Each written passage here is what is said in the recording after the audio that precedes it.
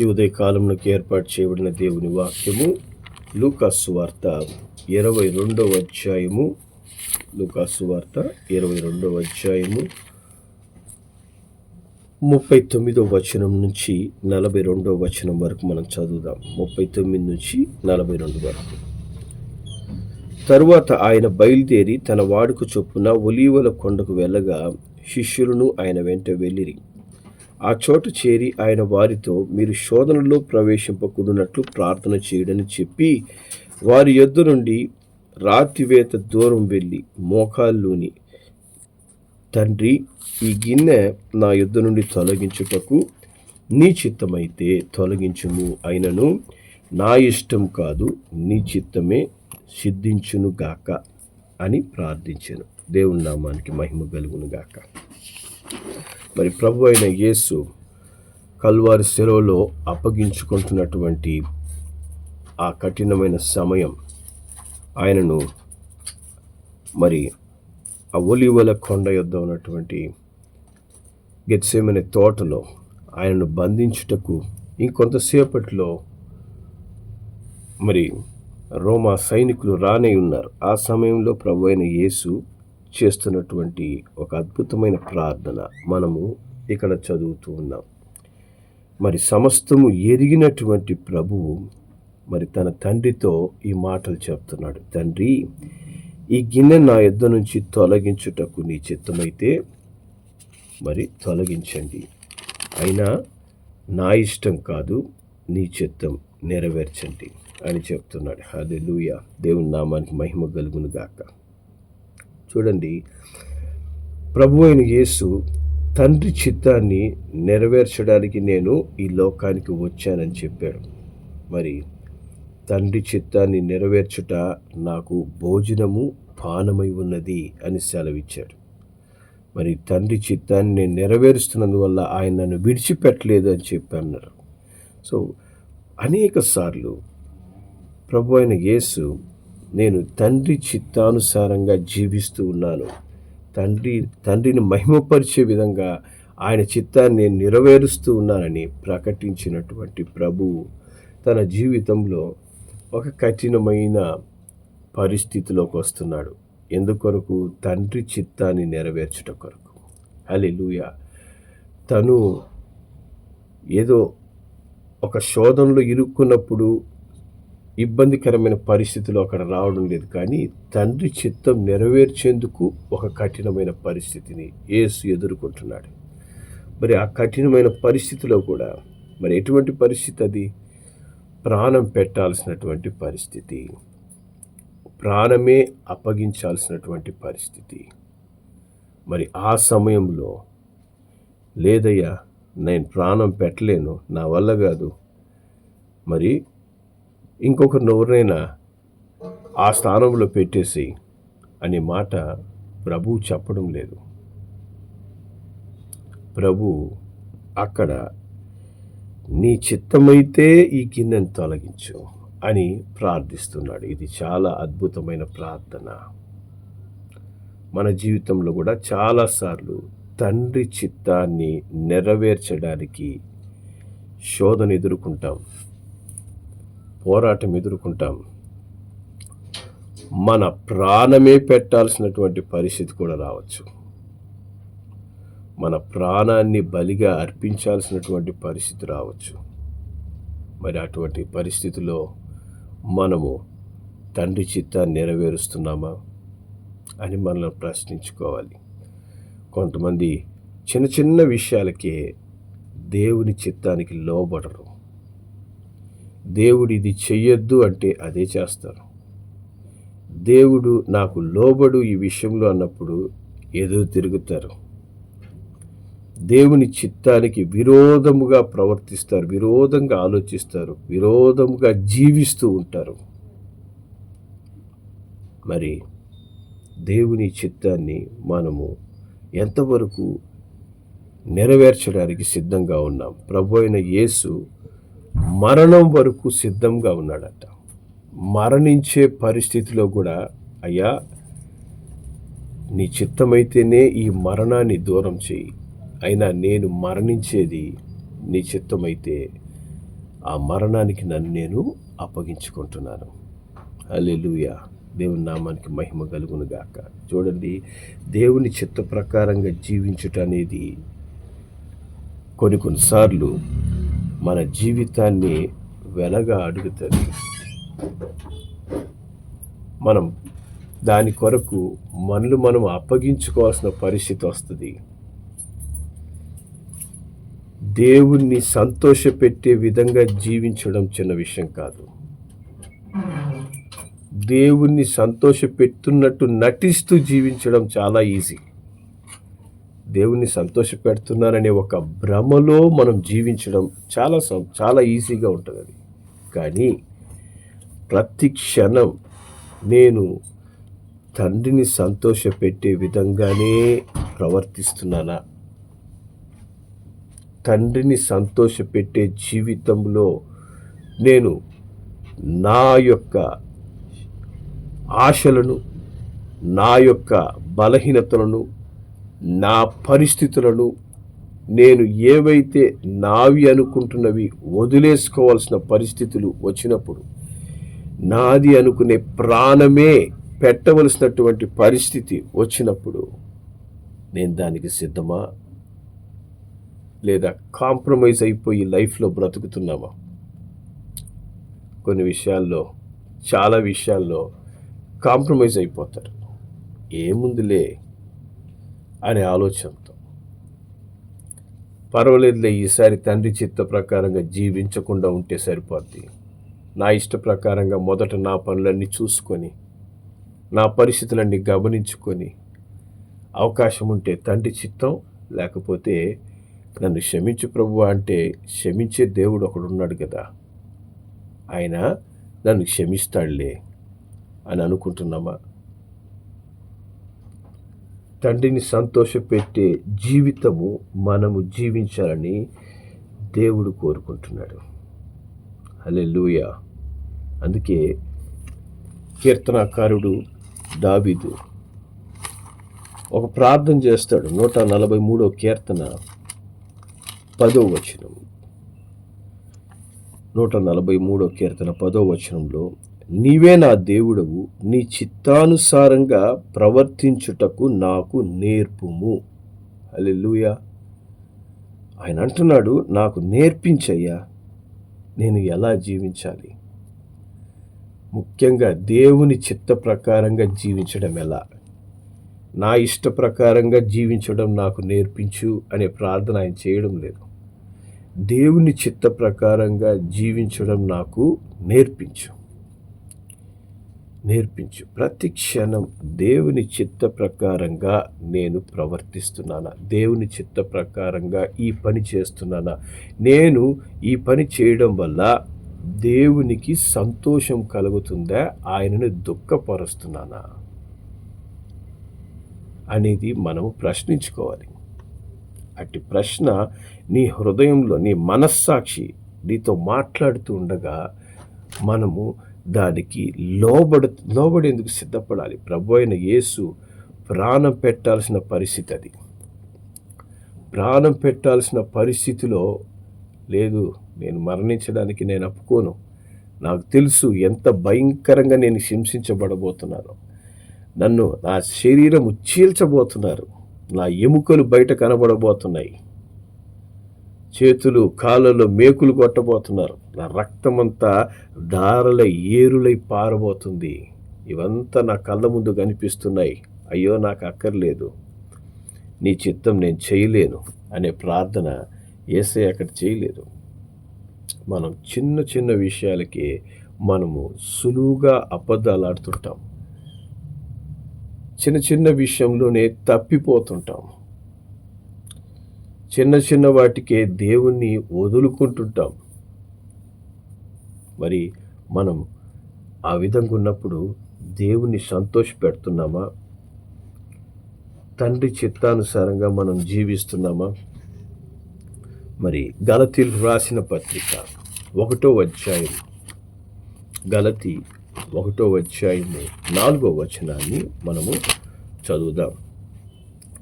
మన తండ్రి అయిన దేవుని చిత్త ప్రకారం క్రీస్తు మనలను ప్రస్తుతపు దుష్ట కాలములో నుండి విమోచింపవలనని మన పాపముల నిమిత్తం తను తాను అప్పగించుకొనెను. హల్లెలూయా. మరి యేసుప్రభు ఏం చేశారంట? ఆఖరికి తండ్రి చిత్తానికి లోబడుతున్నాడు. నీ చిత్తమైతే ఈ గిన్నెను తొలగించయ్యా, అయినా నా చిత్తం కాదు, నీ చిత్తం నెరవేరాలి, నా ఇష్ట ప్రకారంగా కాదు అని ప్రార్థించిన ఆయన తండ్రి చిత్త ప్రకారంగా ఏం చేశారంట? మన పాపముల నుంచి, ఈ దుష్ట కాలంలో నుంచి మనల్ని విమోచింపడానికి మరణానికి అప్పగించుకున్నాడు. హల్లెలూయా. దేవుని నామానికి మహిమ కలుగును గాక. మరి మనలను రక్షించడానికి ఆయన మరణానికి అప్పగించుకుంటే ఆయన చిత్తాన్ని నెరవేర్చడానికి మనం ఎన్నిసార్లు తప్పిపోయాం, ఎన్నిసార్లు చిన్న చిన్న విషయాల్లోనే దేవునికి దూరంగా వెళ్ళిపోతున్నాం.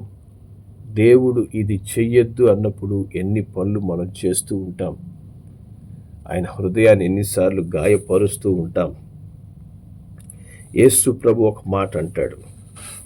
మత్తయి సువార్త 12వ అధ్యాయము, మత్తయి సువార్త 12వ అధ్యాయము 50వ వచనాన్ని మనం చదువుదాం. మరి ఆయన అంటాడు, పరలోకమందున్న నా తండ్రి చిత్తము చొప్పున చేయువాడే నా సహోదరుడును, నా సహోదరియు, నా తల్లియు అంటున్నాడు. హల్లెలూయా.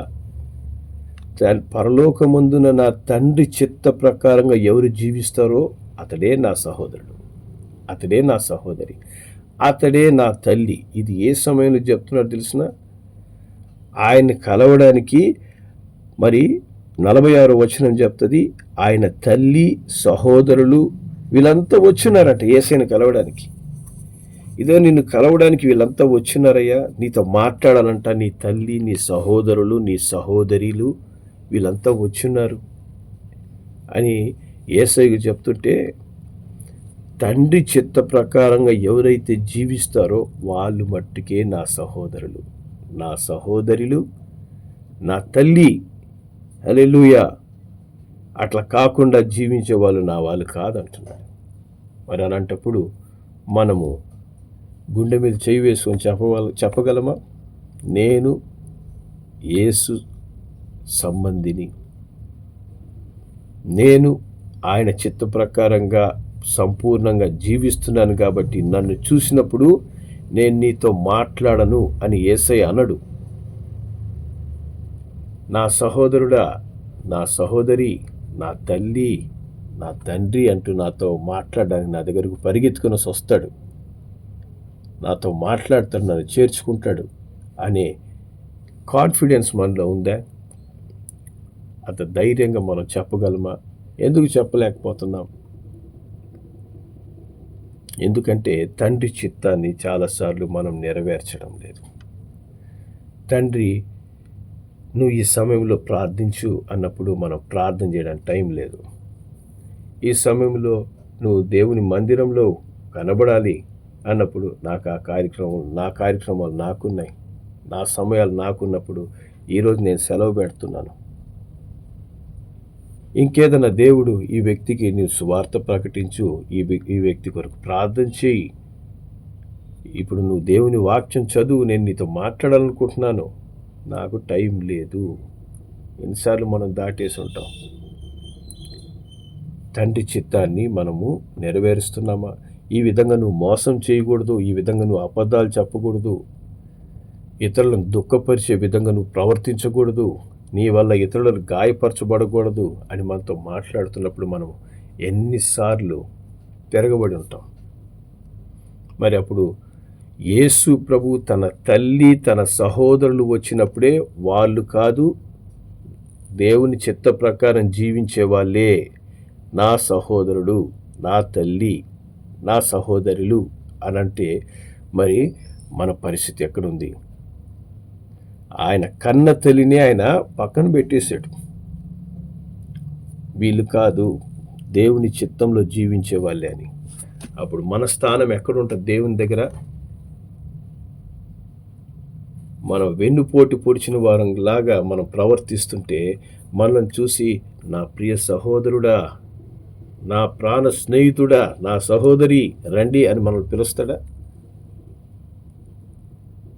దేవుని దగ్గర ఎప్పుడు కూడా ఏది దాపరికాలు ఉండవు. అన్నీ తెరిచిన పుస్తకంలాగా ఉంటాయి మన జీవితం ఆయన ముందు.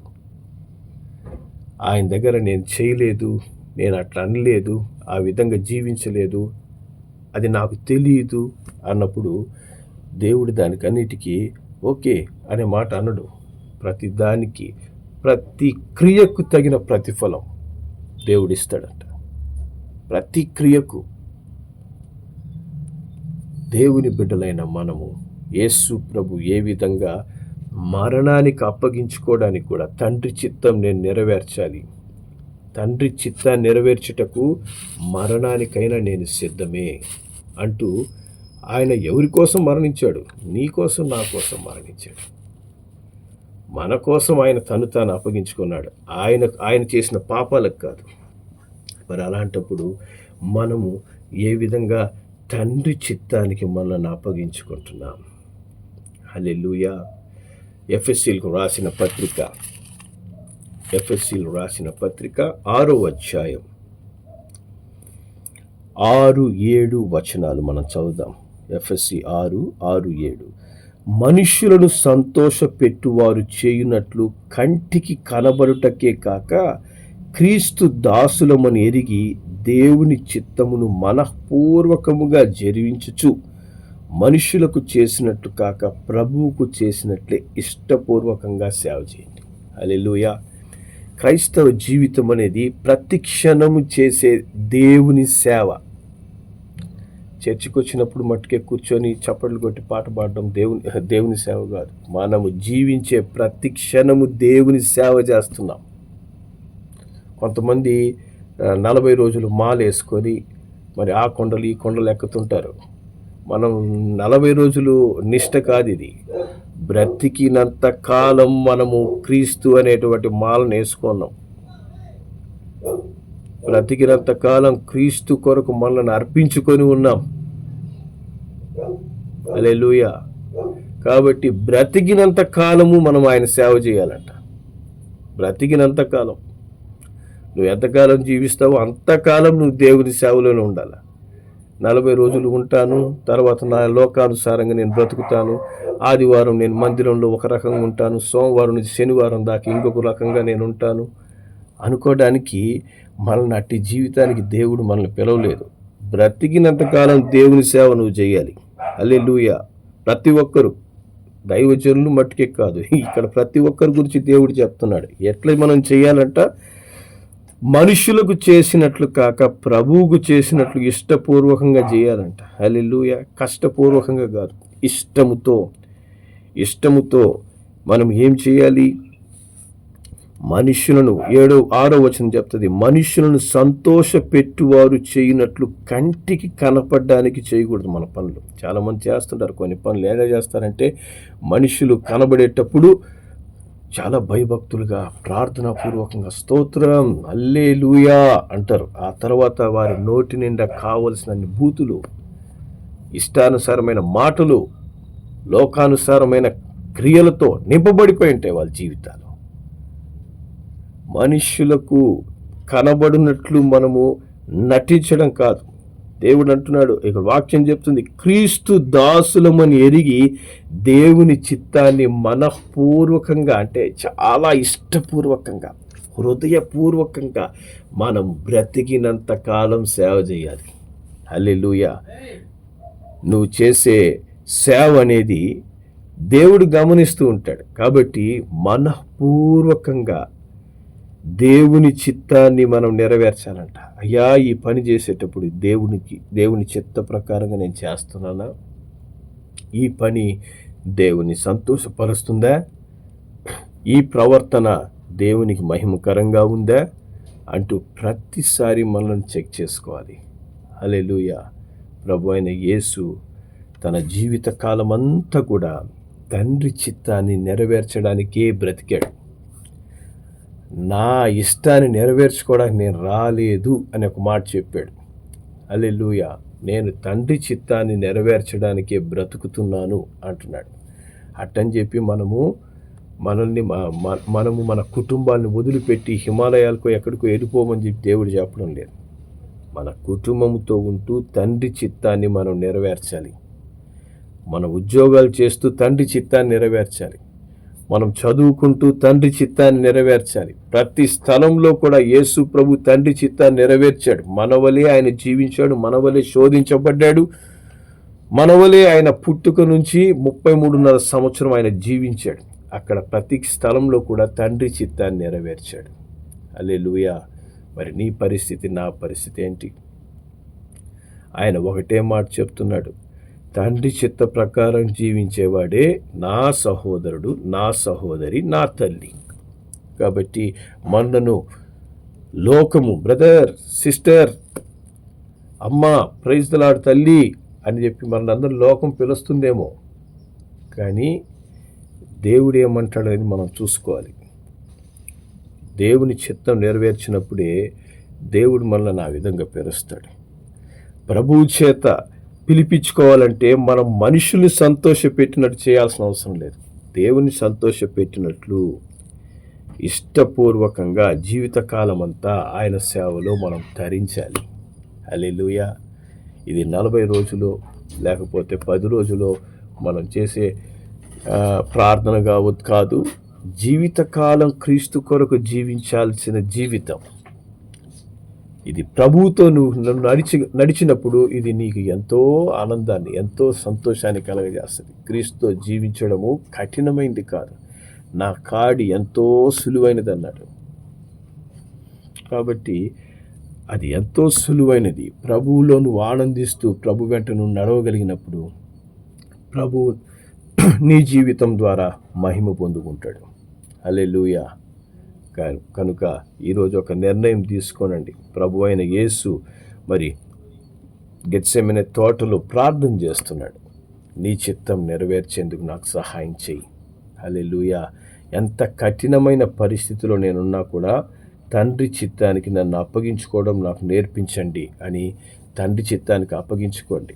ఎందుకంటే ఆయనలాగా సమస్తాన్ని మన కొరకు అప్పగించిన వ్యక్తి ఈ భూమి మీద ఇంకొకడు లేడు. అట్లా కానీ ఇంకొకరు కానీ ఉన్నట్లయితే వాళ్ళ కోసం మనం బ్రతకొచ్చు, వాళ్ళ కోసం తండ్రి చిత్తాన్ని వదిలేయచ్చు మనం. అట్లా బ్రతికిన వాళ్ళు ఎవరైనా ఉంటే వాళ్ళ కోసం మీరు బ్రతకండి. కానీ మన కొరకు ప్రాణాన్ని అప్పగించినటువంటి యేసుని పోలిన వ్యక్తి ఇంకొకరు లేరు. అట్లా మీరు అనుభవపూర్వకంగా మరి తండ్రి ప్రేమలో మీరు ఎదుగుతున్నట్లయితే ఈరోజు తండ్రి చిత్తం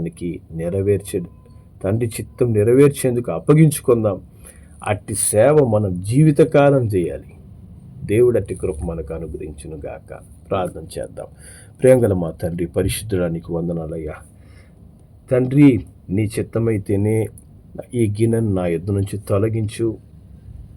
అయినా నా ఇష్టం కాదు, నీ చిత్తమే నెరవేరాలి అని ప్రార్థించి మాకు తండ్రి చిత్తాన్ని నెరవేర్చడం నేర్పిస్తున్నందుకు స్తోత్రం. మా జీవితాల్లో ఎంత కఠిన పరిస్థితి వచ్చినా, ఎంత సులువైన స్థితిలో మేమున్నా తండ్రి చిత్తాన్ని నెరవేర్చేందుకు మాకు నేర్పించండి. అట్టివారే నా సహోదరుడు, నా సహోదరి, నా తల్లి అని చెప్తున్నారయ్యా. ఒక దినము మేము ఈ లోకాన్ని విడిచిపెట్టినప్పుడు రానా సహోదరుడు అని సంతోషంగా మేము పరలోక రాజ్యంలో మీరు పిలుస్తూ ఉండగా, సహోదరి అని పిలుస్తూ ఉండగా, తల్లి తండ్రి అని మీరు పిలుస్తూ ఉండగా నీ యొద్దకు చేరుకునే భాగ్యాన్ని మాకు దయచేయండి. అట్టి తండ్రి చిత్తాన్ని నెరవేర్చే అనుభవంలో మమ్మల్ని ఆశీర్వదించమని, నడిపించమని మా ప్రభువుని ప్రియరక్షకుడైన యేసు నామములో ప్రార్థిస్తున్నాము తండ్రి. ఆమేన్.